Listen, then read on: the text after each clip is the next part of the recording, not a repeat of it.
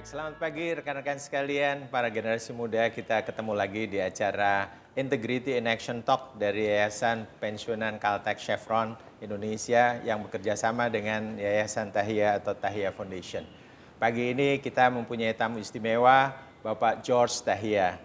Bapak George Tahia, selamat pagi Pak. Selamat pagi Pak Agus. Selamat pagi, yes. Kita akan berbicara lagi, berbincang-bincang santai mengenai integritas di dalam kegiatan sehari-hari, terutama di dalam perusahaan.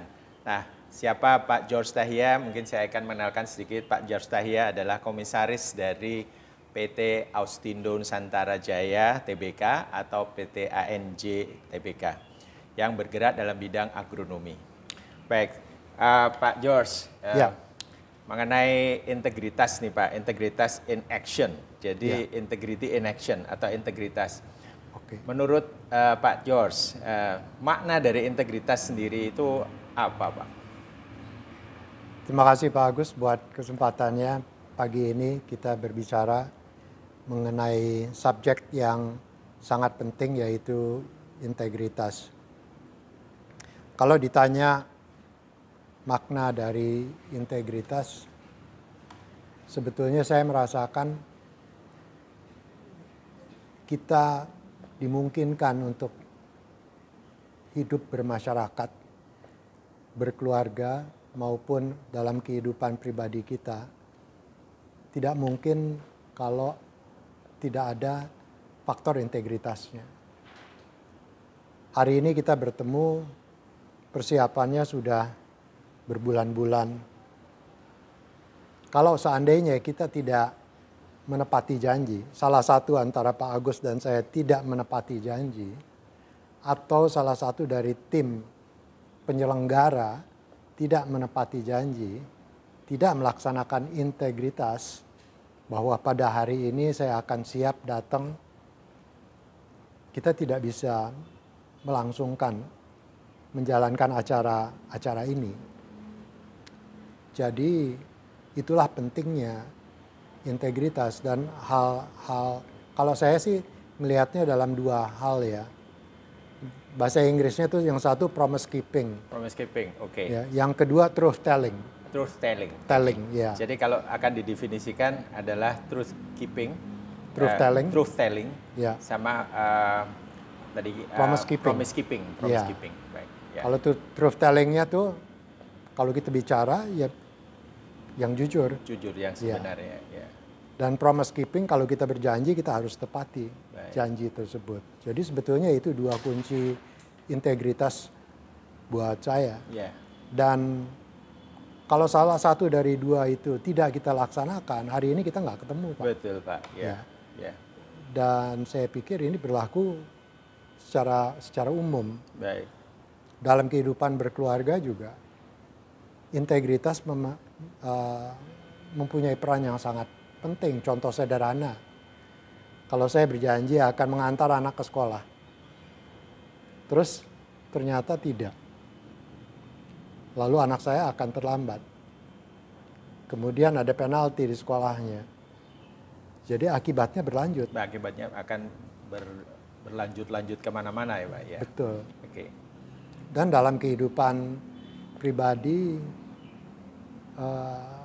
hal yang serupa. Sebetulnya saya ngelihat integritas tidak perlu hal-hal yang besar, tapi justru dimulai dari disiplin melaksanakan hal-hal yang kecil. Yang kecil-kecil dulu. Saya pagi berniat untuk berolahraga setiap hari. Ya. Tapi kadang-kadang kalau lagi hujan lebat atau cuaca kurang baik atau badan kurang sehat, rasanya ogah atau males. Okay. Tapi harus kita lakukan. Jadi bagian dari integrity juga menyangkut disiplin untuk melakukan. Jadi mungkin promise keeping itu tidak hanya berlaku untuk orang lain, tetapi promise keeping kepada diri sendiri. Saya harus melakukan ini, maka saya lakukan juga itu Pak ya. Saya justru merasa kalau kita tidak melakukan promise keeping dengan diri sendiri kita nggak akan bisa dengan orang lain. Betul. Karena kita bukan dua orang yang berbeda ya. Di masyarakat begini, terus di rumah begini. Ya, kita kan satu orang yang utuh. Baik. Jadi perilaku yang sehari-hari di rumah nggak mungkin berbeda dengan di luar gitu Pak. Menarik sekali Pak, ini jadi dua landasan mengenai integrity in action ini. Menurut Pak George adalah dua hal, yaitu promise keeping dan truth telling Pak. Iya. Baik Pak, dari dua ini Pak, mungkin saya bisa masuk ke isu yang berikutnya. Di dalam kehidupan apa selama ini kita anak muda banyak yang nonton, jadi apa Pak yang bisa di-share mengenai pengalaman nyata gitu, mengenai integrity yang dilaksanakan in action, terutama dalam dua hal ini. Mungkin dalam mengelola perusahaan atau dalam apalah yang mungkin bersama. Saya kira sebelum bicara mengenai contoh yang aktual, saya ingin kembali menekankan pentingnya kita melaksanakan integritas mulai dari hal-hal yang kecil dan sederhana. Karena kalau suatu tindakan dilakukan terus-menerus, ini akan membentuk suatu perilaku. Behavior, yeah. Kalau perilaku ini terus-terus dijalankan, maka akan menjadi kebiasaan. Kalau kebiasaan diteruskan akan menjadi budaya. Kalau budaya diteruskan akan menjadi suatu kearifan. Jadi nggak mungkin kita mulai at the end. Kita mesti mulai dari hal yang kecil, dari hal yang kecil, yang mudah, yang didekat dengan kita. Ya. Betul. Jadi kalau kepada generasi yang muda tidak perlu melihat keluar apa yang saya bisa lakukan untuk dunia dulu, apa yang saya bisa lakukan dengan diri sendiri untuk menjadi orang yang lebih baik. Jadi kalau sudah terbiasa melaksanakan hal-hal seperti itu, menepati janji, bersikap jujur, pada saat kita masuk ke dalam dunia profesional, kita akan bawa nih kebiasaan-kebiasaan tersebut. Pak Agus tanya mengenai contoh. Contoh, ya Pak. Sebetulnya yang menjadi tantangan mempertahankan integritas adalah godaan, Pak. Godaan ya Pak. Ya, setiap hari, setiap minggu, setiap bulan selalu ada godaan. Kalau saya ngambil dari contoh yang sederhana tadi, untuk diri sendiri, cuaca mendung, dingin, hujan, pergi apa enggak, itu ada cobaan.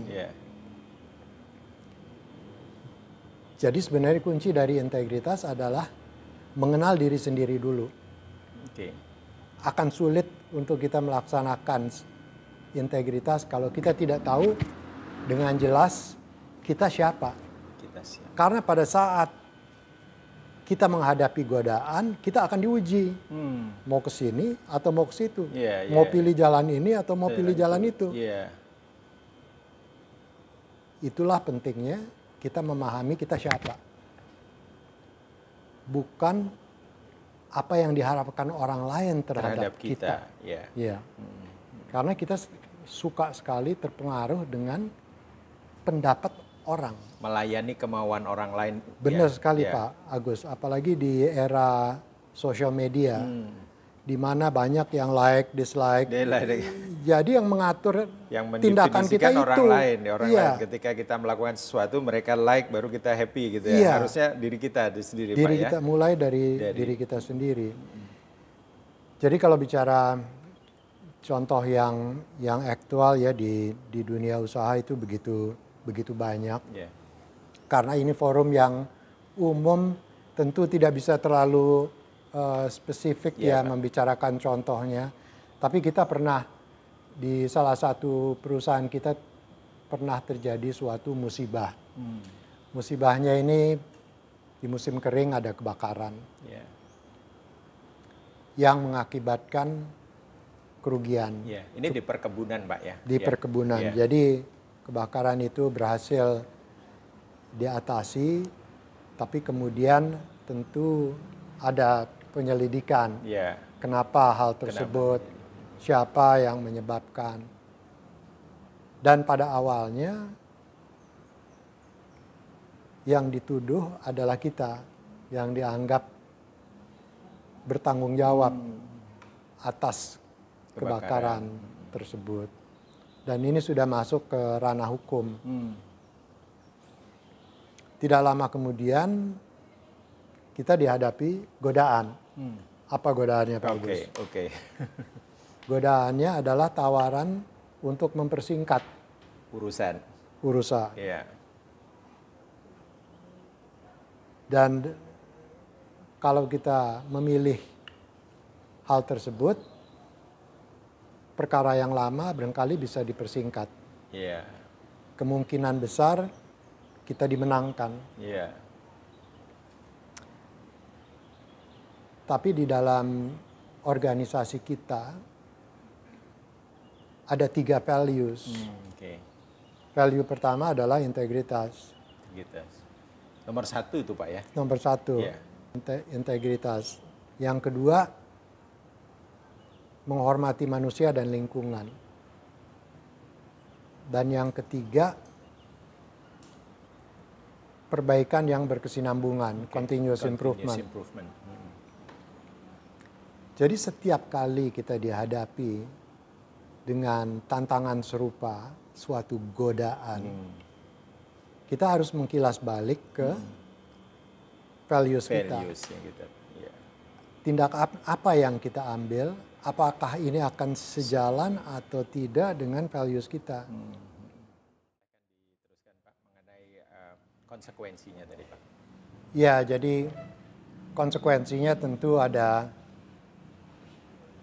konsekuensi yang kurang enak, tapi juga ada hal-hal positif dari kita mengikuti sesuai dengan nilai-nilai yang ada di perusahaan. Konsekuensi yang sulit adalah membutuhkan waktu lama untuk menyelesaikan kasus tersebut. Hampir 2-3 tahun sebelum kasusnya selesai. Dan ada pembuktian bahwa bukan kita yang menyebabkan kebakaran tersebut. Tapi manfaat dari kita melakukan itu juga banyak sekali.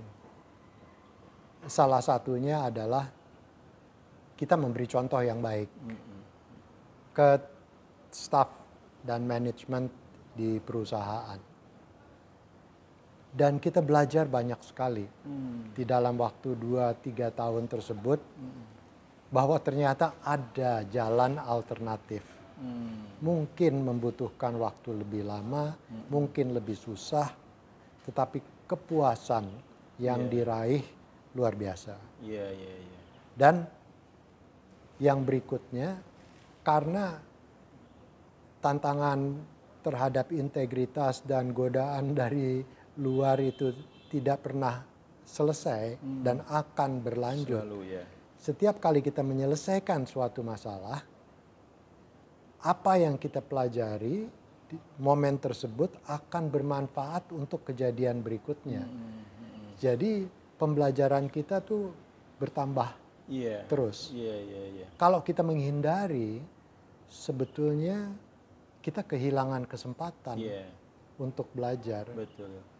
Dan perusahaan itu tidak banyak berbeda dengan manusia atau individu. Perusahaannya belajar, kita individu pun belajar dari hal tersebut dan menjadi bekal untuk masa depannya. Presiden baik yang pernah dibuat menjadi satu reputasi, kebanggaan, percaya diri bahwa di perusahaan itu bahwa kita bisa melewati hal-hal itu. Dan ini berguna untuk next-nya Pak ya. Untuk next-nya ya. Jadi integritas itu punya value juga sebetulnya. Bisa ada manfaatnya meskipun melalui saat-saat yang moment of truth tadi ya, ketika harus membuat decision. Ini luar biasa Pak. Ya kita juga industri kan ada pasang surutnya ya. Beberapa tahun lalu kita mengalami kondisi di mana harga komoditas turun. Sehingga penjualan dan keuntungan kita juga berkurang. Bahkan kita sampai merugi.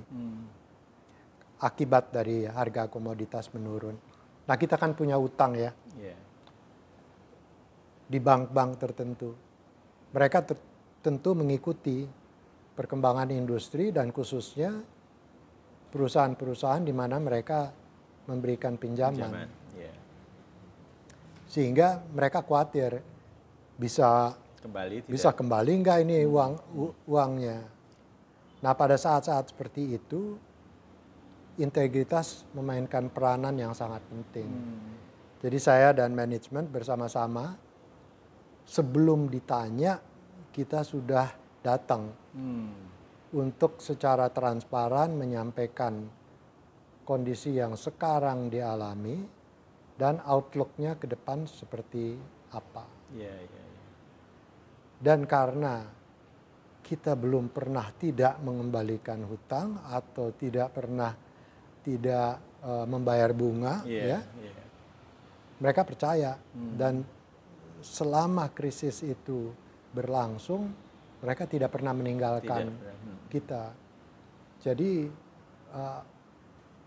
sebetulnya manfaatnya juga ada, tidak hanya value saja, tetapi monetary value lah begitu bisa juga. Benar. Nah, Pak, jadi kita lihat bahwa menjaga integritas itu bukan hanya juga reputasi, tetapi reputasi itu juga bisa menguntungkan secara bisnis begitu ya, begitu Pak. Iya Pak. Betul. Baik, saya akan beralih ke ini tadi untuk sampai ke moment of truth, tadi kembali kepada pribadi sendiri Pak ya, artinya menjaga value dari nilai individu sendiri. Pak George, belajar dari mana Pak? Artinya pernah mengalami sesuatu atau ada pengalaman yang bisa kita sharing sama kita gitu Pak, belajar dari ada role models begitu. Oke.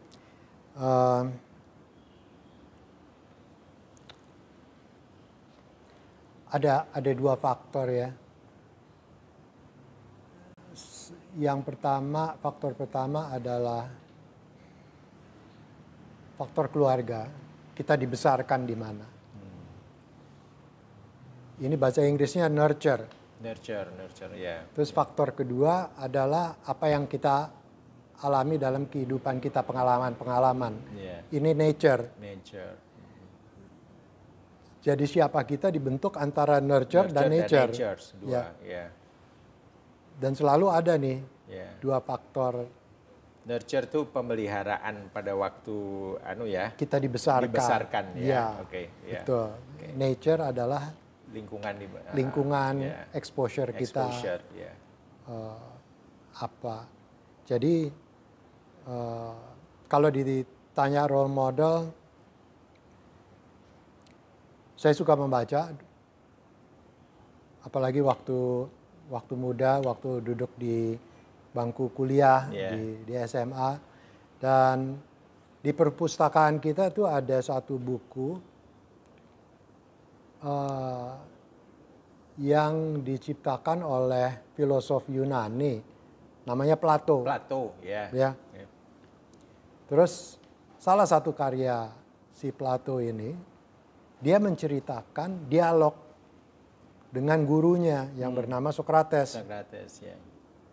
Dialog ini berlangsung abad ketiga sebelum Masehi. Dan secara singkat, dialog dengan Sokrates yang saya baca adalah mengenai integritas. Si Sokrates ini rupanya orangnya cukup lurus. Dan dia tidak puas melihat apa yang dilaksanakan oleh pemerintah Yunani pada waktu itu. Sehingga diancam hukuman mati. Sokratesnya. Kalau tidak berubah, tidak mengaku salah, dia harus menerima hukuman mati. Dia tidak lari dan juga tidak berubah. Dia menerima, mempertahankan apa yang diyakini. Bahkan sebelum dia meninggal, dia nitip ke anak buahnya, saya ada utang, tolong utang saya dibayar, sehingga saya bisa meninggal tanpa meninggalkan hutang-hutang. Bacaan-bacaan seperti itu cukup melekat ya buat saya. Tapi tentunya itu di segi yang agak intelektual. Kalau pembelajaran dari yang praktis, saya belajar banyak dari ayah saya. Yang nurture tadi Pak ya, kira-kira ya. Yang tentu menjadi role model Pak Julius Tahia ya. Contoh ada begitu banyak ya, tetapi karena kita di lingkungan CPI, saya bisa cerita dulu kan ada mobil dinas. Mobil kuning ya Pak ya? Ya. Kita bilang dulu. Iya betul. Di Jakarta bukan mobil kuning, tapi mobil anyway dinas, ada mobil dinas. Nah, saya belajar dapat SIM kan, umur 18 kali dapat SIM. Ayah saya mengatakan nggak boleh pakai mobil dinas. Kalau mau kemana-mana, pakai mobil pribadi. Mobil dinas diberikan ke keluarga oleh pemegang saham dan untuk kepentingan dinas. Bukan untuk kepentingan keluarga. Makanya kamu tidak boleh menggunakan mobil dinas. Jadi dari situ saya belajar, pertama kali saya belajar conflict of interest yang kemudian dipopulerkan dengan benturan kepentingan. Itu salah satu hal juga yang saya belajar secara praktis. Wah, jadi dari Pak George belajar dari dua hal paling tidak yang saya tangkap ini, dari secara intelektual dengan banyak membaca, ya, dan yang kedua nurture tadi dalam lingkungan keluarga. Pak Julius Tahia menekankan sekali, menegakkan itu integritas dengan mana yang hak, mana yang tidak hak itu. Contoh berikutnya yang saya juga belajar karena ayah saya pengusaha dan pada saat itu memiliki pabrik yang di Surabaya yang membuat sabun, pasta gigi dan sebagainya. Direktur dari pabriknya suatu saat ingin menjual ke Caltex. Kan dipikir gampang ya. CEO-nya di situ, why not gitu. Tapi sekali lagi ayah saya melarang karena pabrik tersebut milik pribadi. Berbeda dengan tugas almarhum ayah pada saat itu menjadi presidennya Caltex. Sehingga itu harus dipisahkan, harus dipisahkan. Jadi itu ya Pak Agus, contoh-contoh integritas yang saya dapatkan. Betul-betul walk the talk kalau orang bilang gitu ya. Jadi betul-betul diterapkan dan action yang mungkin sekarang ini susah ini. Ada orang tantangan hari ini.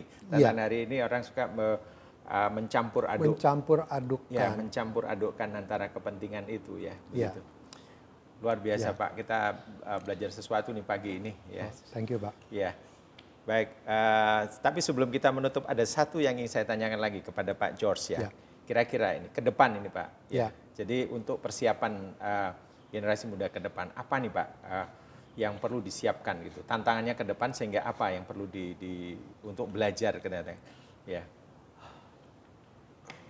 Karena pengaruh media sosial begitu besar. Saya kira lebih susah sekarang ya untuk seseorang mengetahui siapa dirinya. Karena lebih susah, Pak ya? Saya kira lebih susah. Pada saat saya besar, tahun 60-an, 70-an, social media nggak ada, TV nggak ada. Jadi distraction tuh relatif sedikit. Saya kira mungkin seperti tadi, distraction dari luar itu adalah orang mendefinisikan siapa kamu, begitu ya. Ya, saya suka apa yang kamu lakukan itu, bukan menjadi diri sendiri ya. Benar, dan merubah definisi dari norma-norma. Yang zaman dulu dianggap harus begini, sekarang norma-normanya berubah. Jadi saya kira itu salah satu tantangan ke depan. Kalau tantangan yang saya hadapi dalam menjalankan perusahaan, sebetulnya ada dua hal. Yang pertama budaya ABS. Asal Bapak senang. Dan Asal bos senang. Asal bos senang. Dan yang kedua budaya sungkan. Sungkan. Iya. Oke. Orang kadang-kadang saking hormatnya Ya. atau belaga hormat tidak menyampaikan hal yang sebenarnya Sesungguhnya terjadi. Ya. sesungguhnya terjadi. Menutup-nutupi Pak ya. Menutup-nutupi secara sengaja ataupun tidak. Karena budaya tadi. Karena unsur budaya. Sungkan tadi ya. Oke. Dan masalah ABS ini kita kan sebagai pemimpin terus-menerus mendapat pelaporan-pelaporannya. Baik yang verbal maupun yang tertulis. Yeah. Kadang-kadang di tempat yang jauh di pelosok. Yeah. Dan kita nggak ada kesempatan untuk pergi ke sana dan ngecek ke lapangan. ngecek. Ya. Jadi kita betul-betul mengandalkan ketepatan dan kejujuran dari laporan-laporan tersebut. Yeah. Jadi budaya ABS ini kadang-kadang yang sebenarnya dipelintir atau bahkan tidak diceritakan sama sekali. Jadi avoidance. Yeah. Not telling the whole truth. Not telling the whole truth. Yeah. Yeah, not telling the truth atau not telling the whole truth. Okay. Sama-sama berdosa. Sama-sama menurut berdosa. saya. Iya. Yeah. Nah, saya suka joking. Bad news is good news. Karena kalau kita terima informasi yang kurang menyenangkan, kita ada alasan untuk bertindak. Untuk bertindak. Tahu, oh ini kurang baik nih, tidak sesuai dengan protokol, tidak sesuai dengan budget, kita harus perbaiki. Iya, iya. Bad news, tapi sebenarnya good news. Good news, karena ada opportunity Ada untuk opportunity improve. untuk memperbaiki. Jadi ini kembali ke continuous improvement. Improvement, ya. Nah, value dari continuous improvement atau perbaikan perbaikan yang berkesinambungan tidak mungkin dilaksanakan kalau tidak ada transparansi dan kejujuran dalam berkomunikasi. Ya. Jadi hampir semua ya kembali lagi ke integrity. Integritas, ya, integritas. Ya. Baik, saya kira kita learning banyak nih Pak dari pengalaman Pak George. Kita terima kasih sekali. Terima kasih atas sharingnya gitu. Insya Allah ini akan sangat berguna buat kita dan juga buat generasi muda tentang bagaimana kita mempelajari atau mempertahankan integritas. Dan ke depan itu tantangannya besar, terutama dalam situasi yang informasi ini begitu gencar gitu ya. Tetapi ada juga ketidaktransparanan yang juga menjadi bahaya. Ya. Terima kasih sekali lagi Pak George atas kesempatannya bincang-bincang pagi ini. Ya, sampai jumpa lagi Pak George. Terima kasih.